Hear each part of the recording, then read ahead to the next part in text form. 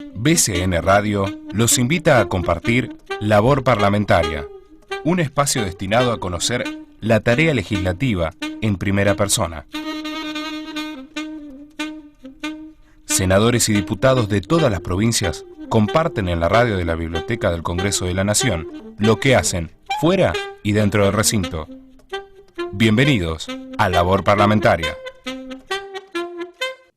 Bienvenidos a un nuevo programa de Labor Parlamentaria, este programa de la Subdirección de Prensa y Difusión de la Biblioteca del Congreso de la Nación. Quien les habla, Gustavo Fulco, les da la bienvenida a un nuevo episodio. Y en esta oportunidad, nuestra entrevistada del programa de hoy es diputada nacional por la Ciudad Autónoma de Buenos Aires.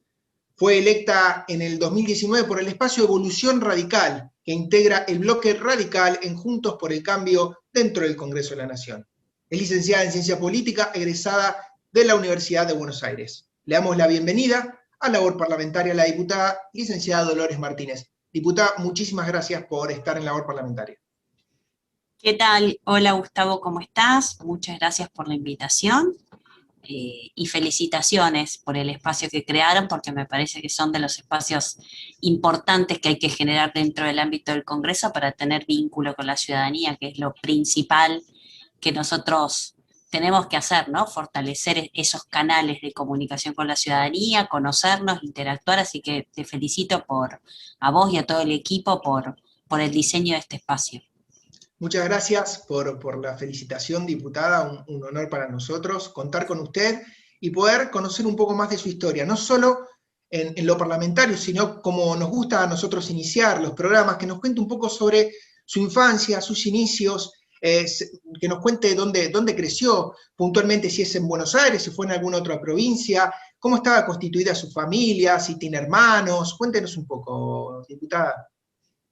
Bueno, yo, mi infancia y mi adolescencia, o parte de mi infancia y mi adolescencia la viví particularmente y principalmente en la provincia de Catamarca. Mi papá, mi mamá, mi papá siempre fue un empresario, dedicado a diversos rubros. Ahora se dice empresario, pero en esa época era más bien comerciante, la palabra que se utilizaba hace 30, 40, 50 años atrás. Sí. Mi mamá luego se dedicó a trabajar dentro del Poder Judicial, siempre fue empleada pública, y tengo una hermana, hoy psicóloga también, ella vive acá en la ciudad de Buenos Aires. Una familia de clase media, trabajadora. Mis padres son de origen de La Rioja. Por circunstancias de trabajo y de la vida terminamos viviendo en Buenos Aires y después finalmente terminamos en la provincia de Catamarca, y ahí es donde básicamente tengo los principales recuerdos de parte de mi infancia y sobre todo de la adolescencia. Mi escuela primaria, mi escuela secundaria, en mi caso que fui a la primera escuela privada que se había constituido en Catamarca, que se había formado, fui primera generación de egresados de hoy, una escuela de una de las escuelas más importantes que tiene Catamarca, el Instituto Manuel Belgrano. Así que bueno, una infancia y una adolescencia dentro de los parámetros normales. Mis padres no están vinculados a la parte política. Ajá. Activamente, digo, siempre fueron personas informadas, personas donde en mi casa sí se hablaba de actualidad, de política, pero no necesariamente una vinculación partidaria. Claro, pero o sea que cuando Dolores llegaba a su casa, después de un día en el colegio y de juntarse con sus amigas y jugar en el barrio, llegaba la hora de la cena, y en la cena los Martínez hablaban de política o tal vez se hablaba de otra cosa. Se hablaba de actualidad, más que nada. Y se hablaba, en ese sentido, también se hablaba de política, ¿no? Pero no, yo no tengo recuerdos que se hable de política netamente partidaria. Sí de política, por ahí de ideas, de qué conflictos pasaban. En mi caso, la verdad que, sobre todo la parte de mi adolescencia y viviendo en la provincia de Catamarca, estuve muy marcada por lo que fue el caso María Soledad Morales. Sí. Lamentablemente, hoy sería el femicidio de María Soledad Morales. Entonces, sí, a partir de ese entonces, que ya se partidizó específicamente, además a través de ese caso, la política en Catamarca, sí entonces a partir de que yo tenía aproximadamente 13 años, 12, 13 años, sí recuerdo que ya se comenzaba a discutir sobre estos temas, sobre el tema justicia, sobre el tema género, hoy diríamos género, ¿no? Pero sobre todo de temas de corrupción en la mesa de los Martínez, ¿no? Ahí sí ya se empezaba a discutir. Diputada, ¿ese fue el disparador en su vida como para decir mi carrera a futuro es la ciencia política, yo quiero poder modificar dentro de mis acciones o con mis acciones poder llegar a la ciudadanía y lograr cambiar la realidad de algún modo, tanto sea de la provincia de Catamarca en ese momento o de la ciudad de Buenos Aires en la actualidad? ¿Ese fue el disparador o siempre tuvo esa impronta personal de decir yo quiero hacer política porque esto es lo mío? O tal vez tenía otra carrera en ese momento en la cabeza y quería ser, no sé, maestra, docencia, policía, bombero, lo que nos pasa a todos por la cabeza cuando somos chicos que vamos mutando de profesión y todos quisimos ser médicos, abogados y policías. Mira, yo de chica, digamos que uno tenga realmente un recuerdo, qué sé yo, primer grado en adelante, dos cosas que yo recuerdo de esa parte de mi infancia. Ser una especie como de justiciera en algún punto, o sea, como que siempre quería como que las cosas sean justas, o ponerme a defender a aquel que no se sabía defender, a aquel compañero o compañera que no se sabía defender. Y por otro lado, un gran sentido de la responsabilidad. Nunca fui lo que se dice una chica nerd o totalmente aplicada, pero sí tenía el sentido de la responsabilidad con la escuela y me gustaba aprender, me gustaba preguntar, me gustaba sobre todo lo que tenga que ver siempre con la parte, hoy digo y lo hablo así, capaz que en ese momento ni sabía cómo era, pero todo lo que tenía que ver con la parte de educación cívica siempre me interesaba un montón. Pero está clarísimo en mi vida que el gran disparador fue el hecho puntual de lo que sucedió con María Soledad Morales en Catamarca, porque a partir de eso, como te digo, a mí lo que me comenzó a interesar es, o sea, lo que yo tomé dimensión ya siendo muy joven y se discutía ya en mi ámbito del colegio, en mi ámbito juvenil, era la cuestión de la corrupción, la cuestión del mal funcionamiento de la justicia, la cuestión de lo que implica las diversas consecuencias que trae la desigualdad social, ¿no? En este caso, bueno, no era solamente que se había llevado adelante el crimen de María Soledad Morales, sino que era una chica que también tenía, pertenecía a un determinado sector social, con determinada educación, etc. Entonces, todo eso fue lo que a mí básicamente me disparó la necesidad y el compromiso, y además sola, ¿no? Sola me fui metiendo, porque digo, fue algo que afectó a toda la sociedad catamarqueña, no todos después se dedicaron a la política, ¿no? Pero a mí particularmente fue eso lo que me motivó. Diputada, usted recién mencionó que en su mesa familiar, en sus charlas de familia, se hablaba de política, pero se hablaba de contexto en general, y que no se hablaba partidariamente, ¿sí? Entonces, ¿cómo fue que usted se inclinó hacia el radicalismo, ¿sí? ¿Y cuáles fueron sus referentes en aquel momento? Y tal vez, ¿cuáles son sus referentes en la actualidad? Bueno, en aquel momento yo me incliné en la política y definitivamente al radicalismo. Estoy hablando de los 15, 16 años aproximadamente, aunque no desde un aspecto netamente militante, lo que nosotros llamamos dentro de la política, pero sí estuve muy vinculada, porque también era la discusión que se daba públicamente en Catamarca, ¿no? Teníamos muchos años de un gobierno peronista donde gobernaba el clan Sadi, entonces, digamos, la discusión sobre la alternativa a ese peronismo claramente venía del lado del radicalismo.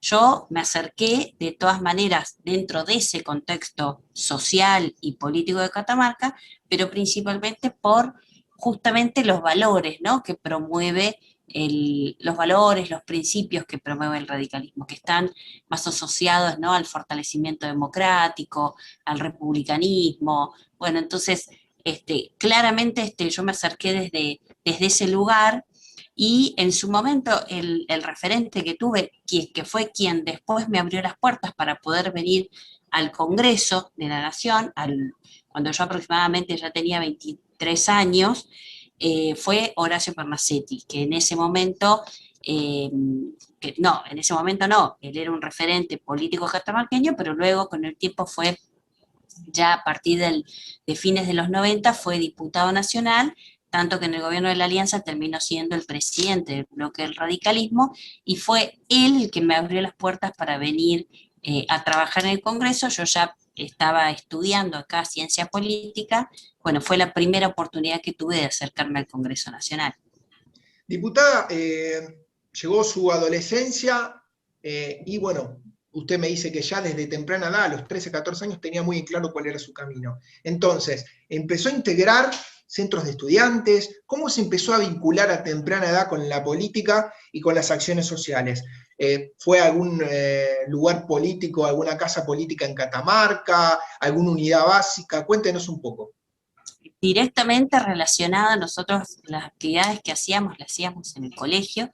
De todas maneras, como te comenté al principio, nosotros teníamos un colegio muy chiquito, era la primera vez que se fundaba este colegio, éramos la primera generación, la primera camada, con lo cual teníamos poco, pero sí solíamos organizarnos políticamente, no tanto hasta llegar a un centro de estudiantes, pero sí teníamos espacios donde podíamos discutir, porque como te vuelvo a decir, en el momento donde yo transcurría mis principales años de la adolescencia, el tema del crimen de María Soledad Morales estaba muy instalado en la sociedad catamarqueña, con lo cual constantemente se daban las discusiones políticas al respecto. Y luego fue a través del radicalismo ya en el último año, ya quinto año, y ahí fue mi conocimiento y mi acercamiento hacia la Unión Cívica Radical. De todas maneras, cuando comienzo a involucrarme más formalmente, si se quiere, en temas de activismo político,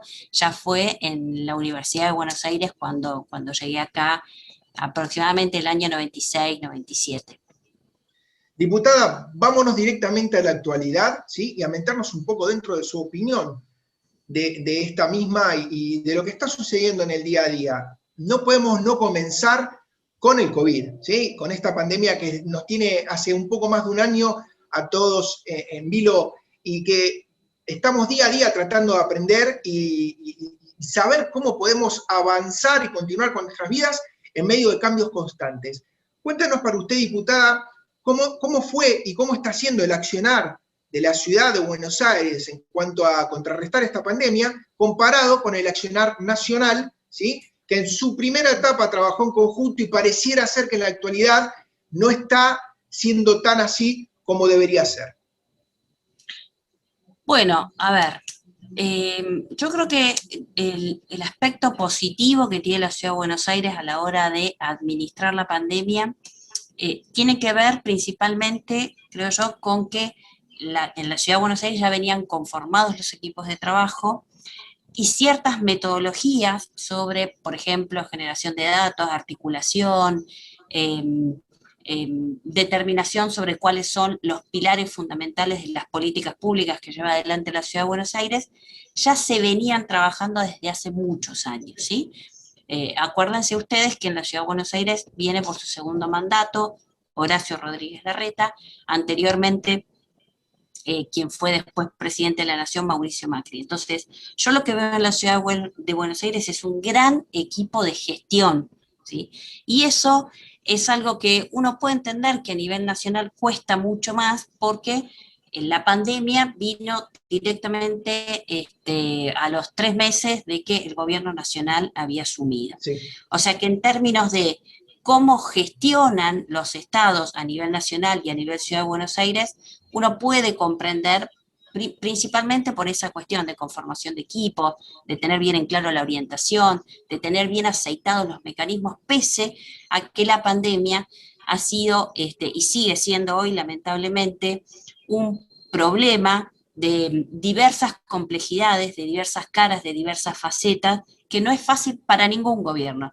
Yo eso siempre trato de dejarlo claro, más allá que uno, por su rol de oposición, tiene, digamos, la función de estar observando, porque es una función que establece el sistema político en la Argentina, que la oposición mira, observa, controla, hace críticas constructivas y propone, más allá que uno tiene obviamente esa función, lo cierto es que se puede ver que al haber sido tan inmediata la pandemia cuando asumió el gobierno, se nota que fue muy difícil llevarlo adelante. Por eso creo que al principio justamente esto que vos marcabas, Gustavo, fue importante, la articulación entre el gobierno de la ciudad, el gobierno nacional y el gobierno de la provincia de Buenos Aires.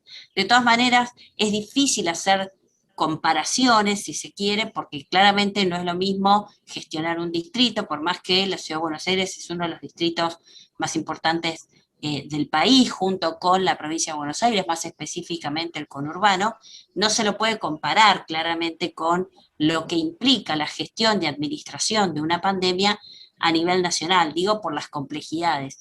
Pero sí me parece que uno puede ver determinados canales quizás más aceitados dentro del gobierno de la Ciudad de Buenos Aires que a nivel nacional. Otro aspecto es que se nota también que a nivel nacional no solamente le ha jugado en contra probablemente el tema de conformar sus equipos o estar en vías de la conformación de equipos justo cuando arranca la pandemia, sino que además el gobierno nacional tiene otro gran conflicto, que eso se vio un poco en el gobierno de Cambiemos, pero me parece que se ve más profundamente ahora, que es una coalición de partidos políticos.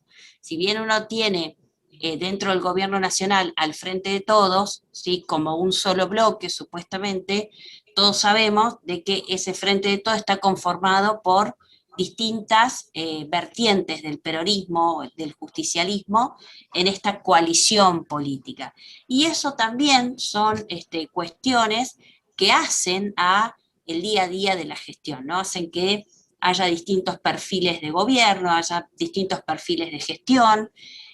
También sabemos que en la Argentina estamos viviendo un presidencialismo que tiene una característica muy particular. No hablo de un hipervicepresidencialismo. Yo como politóloga sé que los politólogos en estos momentos, muchos analizan si en la Argentina se vive dentro de un sistema hipervicepresidencialista.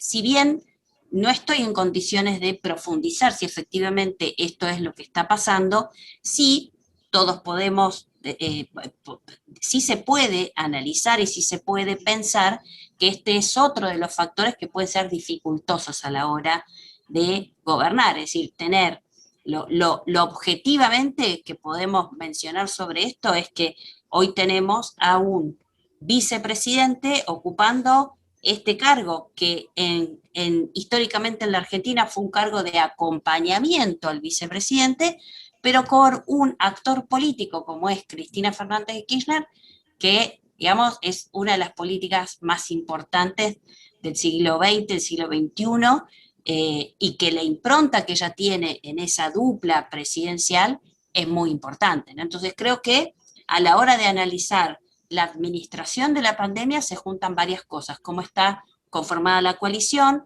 que cuando el gobierno arranca, prácticamente a los 3 meses arranca la pandemia, la situación de esta dupla presidencial que es diferente, si se quiere, a todas las duplas presidenciales que históricamente conocemos en la Argentina, y por supuesto también, y esto le sumo, que es la primera vez que claramente una coalición de gobierno o un gobierno peronista, justicialista, lo hace, lleva adelante su gestión, su administración en un contexto de crisis económica de la Argentina y crisis económica mundial. Entonces, digamos, sonaría mucho más fácil para mí, si se quiere, sentarme y ponerme a criticar que se hizo bien, que se hizo mal, y la verdad que también, digamos, puedo hablar de varios aspectos. Yo he trabajado y vengo trabajando muchísimo el tema de la pandemia, sobre todo relacionado a aspectos que tengan que ver con la transparencia, con la rendición de cuentas, Sí. de las vacunas, pero me parece que está bueno contextualizar sobre la base de qué, en todo caso, en mi caso particular, analizo al gobierno y en función de eso trato de solicitarle rendición de cuentas, control, etcétera. Diputada, me da pie para la próxima pregunta, sabiendo que usted es una diputada muy joven, ¿sí? Una diputada que además no tiene, para mí en lo personal, ¿no? Esto es una apreciación personal, no tiene ese vicio del sesgo, ¿sí? Del fanatismo político que le haga no poder ver las cosas de forma clara, ¿sí? Y eso para mí es una gran virtud. Entonces, usted puede llegar, ¿sí? Al ciudadano comentándole las cosas como de igual a igual, ¿sí? Con una forma de decir las cosas que llega. Entonces, esta pregunta tal vez pueda llegar a tener una respuesta mucho más clara que podemos obtener hoy por hoy de los medios de comunicación o de las principales voces que salen a dar explicaciones.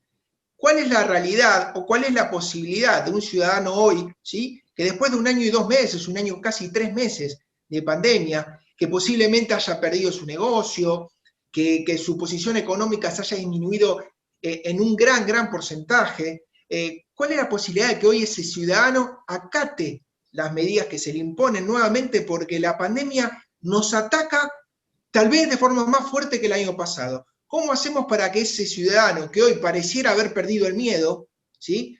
a lo que puede pasar si se contagia con él y con sus familiares o con su contexto cotidiano, ¿sí? Con sus vecinos, con las personas que los rodean en el trabajo, ¿cómo podemos decirle hoy, volvete a cuidar, volvé atrás, cuarentena modo 4, modo 5, modo 3? ¿Cómo podemos hacer para crear esa nueva conciencia social?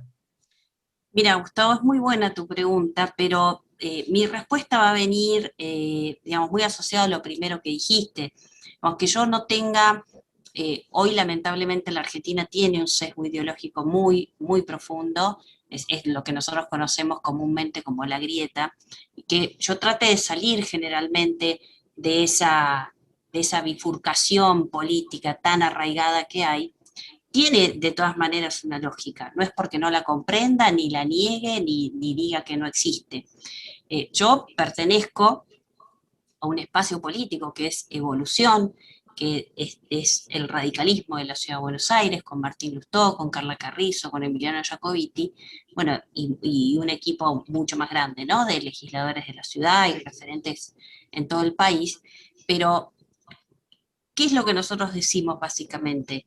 Que en la Argentina hace falta mejorar las reglas de convivencia, las reglas de juego, las reglas que establecen los mecanismos para que efectivamente nosotros tengamos ese estado presente que todos queremos. Uno se puede posicionar en distintos lugares de la grieta, pero en palabras más, palabras menos, con distinta ideología, más de un lado, del otro lado, más de derecha, más de izquierda.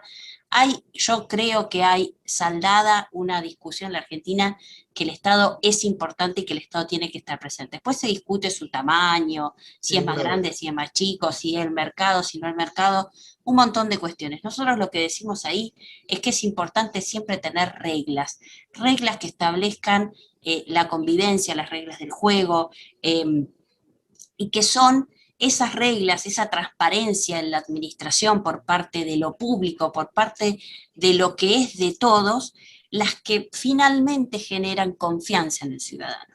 Entonces, si vos me preguntás específicamente a mí hoy, ¿cómo hacemos para que hoy el ciudadano vuelva a confiar? Porque básicamente es eso, tiene que ver con eso, con que lamentablemente después de los 3, 4 primeros meses de pandemia, se ha empezado de alguna u otra manera a degradar lamentablemente la confianza hacia el gobierno. Y acá yo le agrego lo siguiente, cuando hablamos de la falta de confianza, sobre todo los que estamos en la oposición, no tenemos que confundirnos de que el ciudadano desconfía o tiene críticas solamente con el gobierno o parte del gobierno. La verdad que es toda la dirigencia política y ahí entra nuestra responsabilidad. Entonces, la pregunta que vos me hiciste es muy buena, pero yo te puedo responder qué estamos haciendo nosotros para intentar que los ciudadanos vuelvan a recuperar la confianza, porque si nosotros instalamos eso en la ciudadanía, está claro que siempre las medidas, todas las medidas que tomen los gobiernos van a ser van a tener su feedback, van a tener su respuesta por parte de los ciudadanos. ¿Qué estamos haciendo nosotros? Bueno, frente a la situación de las vacunas, que se detectaron irregularidades, bueno, nosotros decimos, gobierno tiene que llevar adelante un plan diseñado que sea transparente, que todo el mundo sepa dónde está la vacuna, cómo, cuándo, por qué, quién se la aplicó, que sepamos quiénes son las personas que se la aplicaron de manera irregular. Puede haber sido un error, perfecto, está reconocido, se fue el ministro, pero las dudas siguen quedando porque siguen apareciendo casos. Nosotros, ¿qué es lo que le decimos al gobierno nacional? Para exigirle al ciudadano, primero necesitamos nosotros dar ese ejemplo. Entonces, como dije anteriormente, puede ser muy dificultoso y complejo llevar adelante la administración de la pandemia. Pero cuando hay errores, hay que reconocerlos, y no solo reconocerlos, sino rectificarlos. Otra de las cuestiones que nosotros proponemos es que haya un comité de científicos que el gobierno lo llevó adelante, ¿sí? Después, ustedes no sé si recuerdan que a partir de mitad de año, un poco más adelante, fue como más diluyéndose este comité de científicos. ¿Nosotros qué decimos? Que para el grado de complejidad que tiene la Argentina, y donde ha estado demostrado que no es solamente salud, sino también tener un equilibrio con la economía, es necesario tener un equipo de científicos, pero también un equipo que esté, digamos, compensado por otros perfiles, por ejemplo, economistas, por ejemplo, educadores, por ¿Usted ejemplo... considera que esto no está sucediendo en la No, actualidad? ¿No se está trabajando en conjunto? Yo considero que hace mucha más falta de trabajo en equipo, de equipos Ajá. interdisciplinarios, y que ese trabajo sea más institucionalizado. Si nosotros queremos saber dónde se reúne el presidente con el comité de científicos, verdaderamente lo sabemos a través de los medios de comunicación, a veces sale una noticia a la otra, pero no está institucionalizado eso. Pero Entonces, sí, no está instalado en la política del hermetismo, porque yo coincido con usted en que debería ser todo más público, más claro, pero pareciera ser que el hermetismo está instalado en la política, entonces nosotros nos enteramos con el diario del lunes. exacto, por eso digo para mí, para recuperar la confianza, es muy importante este tipo de dispositivos. Por ejemplo, tener diseñado un plan de vacunación, el gobierno lo tuvo. Ahora, ¿en qué falló? En que no fue claro cómo lo implementó. Entonces, bueno, veamos cuál es el mecanismo de transparencia para que nadie pueda dudar que el que recibe la vacuna la recibe porque corresponde. Nadie puede dudar de eso. Lo mismo pasa con el asesoramiento de científicos con respecto a la pandemia. Ya todos sabemos, a más de un año y 2 meses de la pandemia, que la pandemia no es solamente el aspecto de salud, es el más importante sin ningún lugar a dudas, pero cuando se toman medidas para cuidar la salud de los argentinos, también afecta principalmente a dos cuestiones. No es solamente la economía, también es la cuestión psíquica, si se quiere, de las personas, ¿no? Porque se han visto muchos problemas. O la post-pandemia, el post-COVID, hay un montón de conflictos que surgen, tanto por la enfermedad, los que sufrieron la enfermedad, como los que sufrieron consecuencias económicas por la pandemia, y ahí la realidad es que lo que nosotros vemos es que está claro que solo no puede el gobierno. Esa es la realidad. Entonces, ¿qué proponemos? Y que no esté solo el gobierno, que abra. A mí me parece que es una forma sana de poder construir una política diferente. Siempre estamos como en la duda, ¿no? Ahora estamos hablando también de las elecciones y de vuelta. Díganme si no era mucho más previsible, más transparente, que hubiese generado más certidumbre, que incluso durante los meses de enero y febrero, que hubo sesiones extraordinarias, nos hubiésemos abocado a analizar si corríamos las elecciones, si no las corríamos. Hoy estuve analizando la cantidad de países que tuvieron elecciones en pandemia, sin vacuna, incluso acá en la Argentina, incluso nosotros los radicales hemos tenido interna, en Córdoba ha habido elecciones, hace un mes desde la Cámara de Diputados fuimos a observar las elecciones en El Salvador. No estamos discutiendo sobre los protocolos que necesitamos para las elecciones. Ahora sí, Diputada, supuestamente estamos discutiendo de correr o sí, no, a ver a quién le conviene o no las elecciones.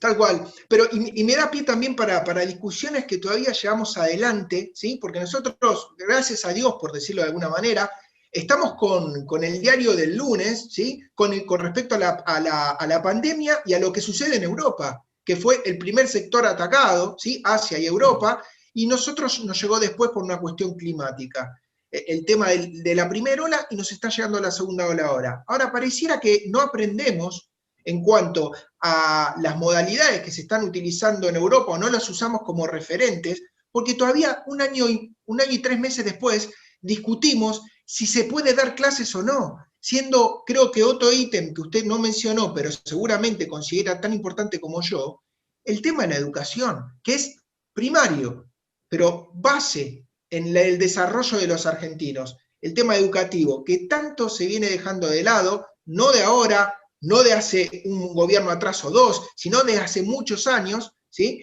Que esto es una apreciación personal, este sistema educativo está involucionando constantemente, no por la materia prima docente, que los docentes de Argentina son muy buenos, sino por el contexto en general. Entonces, ¿por qué todavía discutimos si tenemos que dar clases o no? Y algunos docentes o partes sindicales de la docencia están juntándose y agrupándose para que no haya clases. Por eso digo, Gustavo, pasa eso porque lamentablemente yo, en mi opinión personal, no aprovechamos una de las pocas cosas positivas que trajo la pandemia. La pandemia, ¿qué hizo? En el caso de países como la Argentina, desnudó 100% los problemas estructurales que nosotros teníamos. Entre esos, como vos bien mencionás, es la educación. ¿Qué oportunidad teníamos hace un año atrás? De sentarnos todos en una misma mesa, de empezar de cero, quien diría. Esa fue la famosa foto, Kicillof, el presidente, Larreta. Y la verdad que, fíjate qué consecuencias tuvo eso. Estos 3 gobernantes tenían altos niveles en su imagen. 80% llegó a tener el presidente. Cuando esa imagen y esos mecanismos de coordinación y de diálogo se degradaron, volvimos a lo chiquito, a lo coyuntural, a tratar de ir saliendo del paso. Bueno, por eso te decía, sí es muy dificultoso, muy dificultoso. Esos son, digamos, los aspectos que a mí un poco no, los aspectos que más me preocupan. Estar perdiendo en la Argentina nuevamente una oportunidad. Que, esto lo digo con mucha sinceridad y con mucho respeto por la investidura presidencial. Cuando Alberto Fernández asumió la presidencia, a pesar de que yo soy de la oposición, verdaderamente creí en su discurso inicial del 1 de marzo del 2020, cuando vino al Congreso, presentó su plan, nos llamó al diálogo, a sentarnos, a conversar, verdaderamente, incluso diría cuando él asumió como presidente también. Bueno, a medida que fue avanzando el gobierno, yo entiendo que por una situación súper compleja que le toca administrar y por estas otras cuestiones que hemos analizado al principio, yo esa expectativa, si se quiere, Gustavo, la fui perdiendo. Eso no quiere decir que yo pierda el respeto por el presidente de la Nación y su investidura y su equipo de trabajo, todo lo contrario. Pero sí me fui desanimando respecto a la posibilidad de que, bueno, efectivamente en la Argentina tengamos un gobierno que no plantee las cosas desde cero, que no plantee las cosas, que no desconozca absolutamente todo lo que hizo el anterior. Lo mismo nos pasó con Cambiemos. Cuando asumió Cambiemos, parecía que era absolutamente un país que describía Cambiemos completamente distinto al país que nos había dejado la expresidenta Cristina Fernández de Kirchner, y eso pasa, Gustavo, en el fondo, por supuesto que es mucho más complejo, pero en el fondo, por esto que yo te decía, porque en la Argentina, si bien hemos tenido y avanzado muchísimo con nuestro sistema democrático, y creo que hoy el institucionalismo es lo que nos salva de determinadas crisis. De hecho, en el 2001, pese a todo, la salida a la crisis del 2001, a pesar de todo lo complejo que fue institucional. Todos recordamos la cantidad de presidentes que se fueron sucediendo hasta que finalmente quedó Duhalde, pero sí creo que nosotros necesitamos esas reglas de juego que te decía, esas reglas que sean iguales para todos, esas reglas que las cumpla el que está en el poder cuando lo ejerce el poder y cuando deja el poder, esa regla que tiene que ser la misma para un ciudadano común que para el funcionario que está ocupando una banca en el Congreso. Esas reglas son las que nosotros tenemos que restituir. Y de ahí, Gustavo, de ahí se recupera la confianza de la ciudadanía. Si no, lamentablemente es muy difícil y va a depender de las creencias de cada uno. El que esté más cerca del gobierno se va a cuidar, el que esté menos cerca va a decir que es mentira. Lamentablemente así funciona. ¿no? Por supuesto, nuestra responsabilidad es siempre, siempre, y así lo hicimos, fue seguir las recomendaciones del gobierno nacional. De hecho, en la última decisión que se tomó con el gobierno de la Ciudad de Buenos Aires, el gobierno de la ciudad no estaba tan de acuerdo en cerrar la circulación a partir de las 23 o de las 0 horas, y sin embargo dijimos, lo dijo el gobierno nacional, así lo considera y lo vamos a cumplir. Y hacemos todo para que eso se cumpla. Entonces, pero sí es importante esto, Gustavo. Para nosotros poderle reclamar a la ciudadanía, necesitamos tener una lógica de funcionamiento en el Estado, gobierno y oposición, ser lo más transparente posible y de esa manera generar confianza, porque por la imposición o por el miedo o por el generar miedo, evidentemente no ha funcionado en la Argentina. Para finalizar y agradecerle por su tiempo, diputada, sabemos que es muy demandada. Desde hace varios años atrás usted trabaja en temas vinculados a la modernización del Estado, un parlamento más abierto, el uso e implementación de las tecnologías, especialmente en el Poder Legislativo. Pero también de esta manera integra las comisiones de legislación del trabajo, modernización, cultura, comunicaciones, informática, entre otras. Cuéntenos sobre los proyectos que haya presentado o que esté por presentar y que para usted sean destacados. Bueno, mira, siguiendo un poco con la línea de lo que veníamos conversando, la pandemia, viste que le trastocó la vida a todo el mundo. Bueno, por supuesto que ese todo el mundo estamos incluidos diputados y diputadas.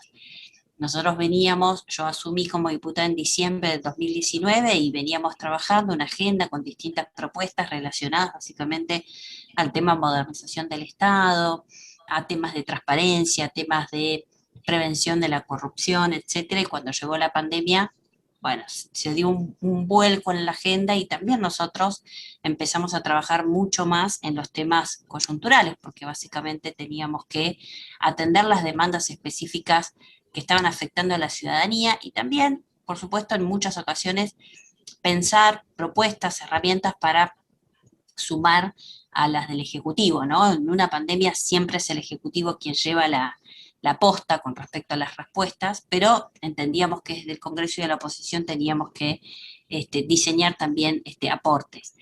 En ese sentido, en toda la primera parte, en buena primera parte del año 2020 me dediqué a dos proyectos. Uno estuvo relacionado justamente con el Congreso. No sé si ustedes recuerdan que hubo una discusión muy importante en si el Congreso podía funcionar, no podía funcionar y de qué manera lo íbamos a hacer. Hoy la virtualidad es un hecho, pero en ese entonces no había sesiones virtuales, con lo cual, y por mi experiencia y por de donde yo vengo, que es haber trabajado en la modernización del Congreso, me dediqué básicamente a diseñar una herramienta para que el Congreso pueda sesionar virtualmente, una herramienta legal, ¿no? Reglamentaria. Entonces trabajé mucho en un proyecto que es el protocolo del funcionamiento legislativo, que finalmente fue aprobado y lo hicimos en concordancia con otros bloques políticos, por supuesto con el oficialismo. Y también otra herramienta que fue la de teletrabajo, que si bien que eso entra justamente ahora en vigencia, que si bien fue un proyecto que no estaba dentro de mis proyectos principales, se convirtió en uno de los principales proyectos que trabajamos durante el año 2020, a pesar de que no fue aquel proyecto soñado, que no fue finalmente lo que salió sancionado, sí pudimos hacer algunos aportes. Digo que no fue porque tuvimos ahí una discusión muy profunda. Lamentablemente para mí no quedó la ley que hubiésemos podido tener en la Argentina. Hoy, de hecho, estamos viviendo esas consecuencias. Creo que el teletrabajo en la Argentina tiene que ser más bien fomentado, incentivado por parte del Estado y articulado con el sector privado. Sí hemos dado un paso importante con el teletrabajo en cuanto a garantías de las personas trabajadoras, pero todavía nos falta bastante por seguir trabajando.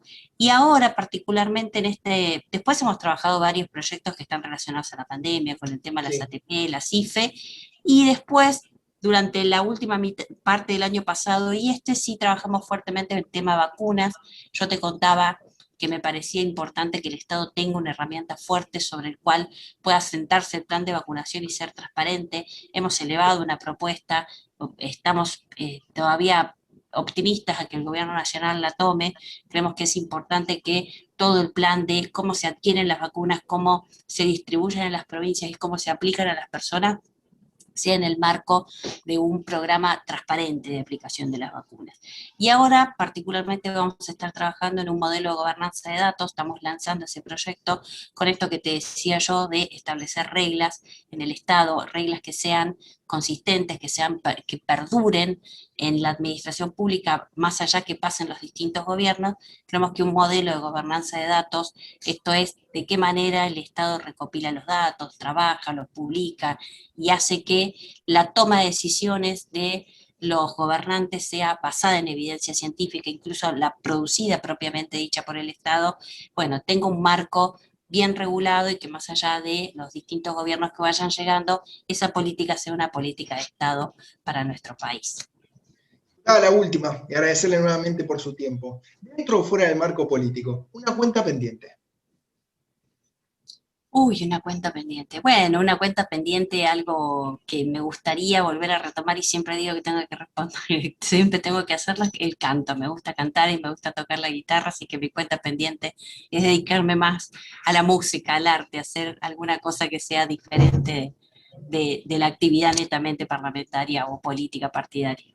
Qué lindo dato. Bueno, ahora nos quedamos con ganas de escucharla cantar. Seguramente en alguna oportunidad vamos a tener el privilegio. Dale, Diputada, dale. agradecerle por su tiempo, agradecerle y esperamos que lo haya disfrutado tanto como yo, el poder conocer un poco más de su historia íntima, de su infancia y de su labor en el Parlamento. Sí, muchas gracias, Gustavo. La verdad que lo disfruté y me parece importante que, como te dije al principio, poder vincularnos de esta manera con la ciudadanía es clave. Déjeme agradecerle a quienes hacen posible, diputada, que se realice este programa. En la producción, Gabriela Bardanca y Valeria Velázquez, a quienes manejan la BCN Radio, la radio de la Biblioteca del Congreso de la Nación, y a quienes nos dan la oportunidad de realizar este programa, quienes conducen la subdirección de prensa y difusión de la biblioteca. Les habla Gustavo Fulco, les agradece por estar siempre del otro lado. Agradezco nuevamente a la diputada Dolores Martínez y los espero la próxima semana en una nueva historia, en un nuevo episodio de Labor Parlamentaria, siempre por BCN Radio, la radio de la Biblioteca del Congreso de la Nación. Muchísimas gracias y hasta pronto. Programa producido por la Subdirección de Prensa y Difusión de la Biblioteca del Congreso de la Nación.